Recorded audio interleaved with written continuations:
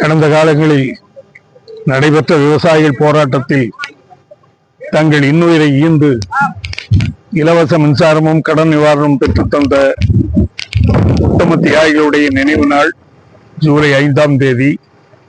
இந்த நாளை அவர்களுடைய சமாதியிலே மலர் வளையம் வைப்பதையும் அவர்கள் நினைவாக பேரணி ஊர்வலம் நடத்துவதையும் வழக்கமாக கொண்டிருக்கிறோம்.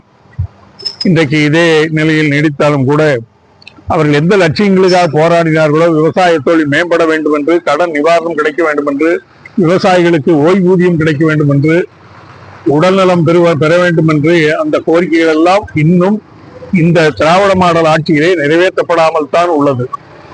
மாம்பழ விவசாயி கண்ணீர் வடிக்கிறான், தக்காளி நட்டவன் தெருவில் இருக்கிறான், கத்திரி நட்டவன் கட்டுப்படியாகவில்லை என்று சொல்கிறான். இப்படி இந்த நிலை மாறிட இந்த அரசு விவசாயிகளை பற்றி சிந்திக்கவே இல்லை என்பதுதான் உண்மை. இன்றைக்கு காவல்துறை கையிலே வைத்திருக்கிறார் முதல்வர். ஆனால் அன்றாடம் ஒரு 10 கற்பழிப்பு, 10 கொலை, 10 கொள்ளை சம்பவங்கள் நடைபெறாத நாளே கிடையாது. ஊடகங்களை புரட்டினால் அதுதான் செய்தியாக இருக்கிறது.